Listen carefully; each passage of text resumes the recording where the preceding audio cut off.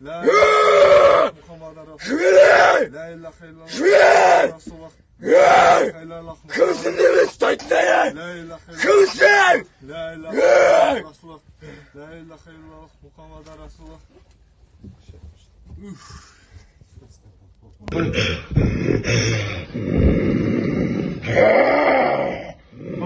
Aman sen.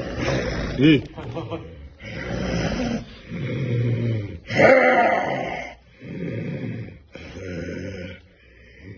Köyümüzü mü bilek? Benim vastarım tutamay.